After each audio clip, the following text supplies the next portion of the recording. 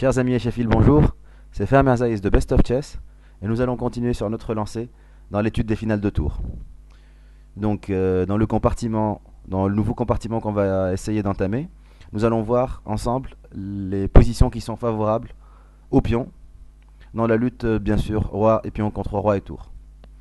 Donc nous avons sous les yeux un diagramme très connu qui date du 19e siècle, plus exactement de 1800. Il est paru dans la revue du Glasgow Citizen en 1895. C'est une étude de Saavedra et Barbier.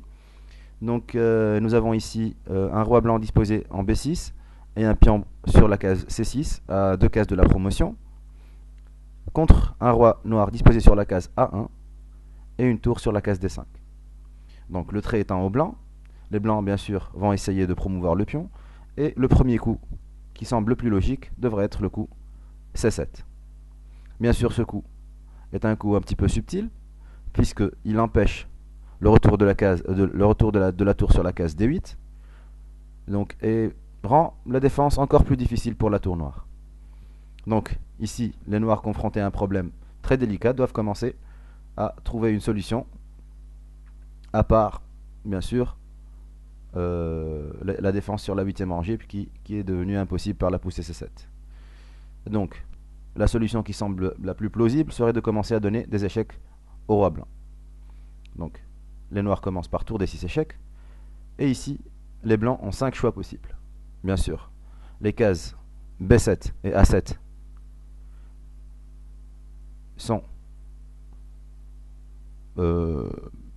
bien sûr disponibles au roi blanc, mais toutefois, la position deviendrait tout de suite nulle, puisque sur roi B7 ou roi A7, la tour viendrait directement en D7 clouer le pion, et la position serait directement nulle après le sacrifice de la tour contre le pion. Bien sûr, donc, les coups roi A7 et roi B7 sont déjà à éliminer. Il reste bien sûr les coups roi A5, roi B5 et roi C5. Commençons par le plus mauvais coup qui est roi A5.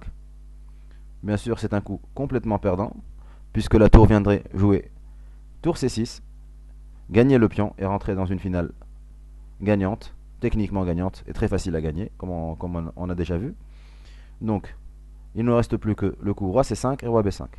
Bien sûr, le coup roi C5 offre au noir la possibilité d'une défense subtile, qui serait de jouer le coup tour D1, et bien sûr, sur le coup C8 dame, les noirs viendraient faire échec en C1, gagnant la dame. Donc la position est nulle puisque les blancs sont obligés de jouer roi B6. Et là, les noirs arrivent à temps à contrôler la promotion du pion en jouant tour C1. Et sur roi B7, ils ont le choix ou bien de donner échec ou bien de se sacrifier directement. Par tour prend C7 et la position est directement nulle. Ce qui bien sûr nous laisse un seul choix, qui est le coup principal et le coup roi B5.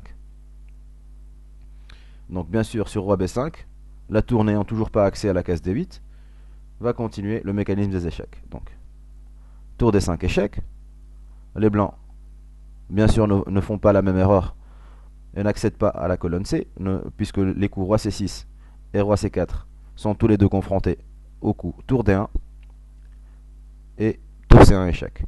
Donc les blancs continuent leur marche sur la colonne B, donc roi B4,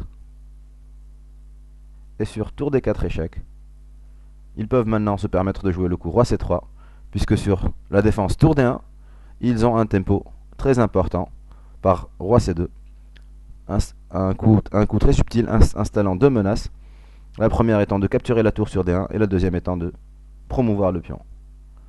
Donc ici les noirs se trouvent confrontés à une situation très très difficile, puisqu'ils ne peuvent pas jouer le coup tour D8 et ne peuvent plus donner d'échec sur la colonne C. Toutefois, il reste une dernière ressource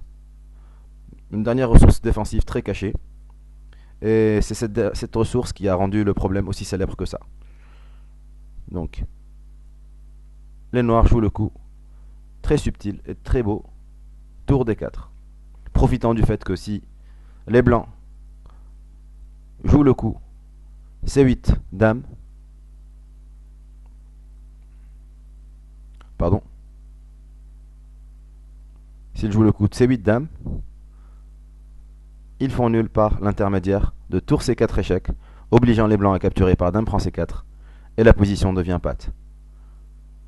on peut voir que le roi noir n'a plus aucun coup possible. Donc, sur tour C4, sur tour D4, les blancs ne sont pas obligés de promouvoir le pion en dame et ils font une promotion en tour.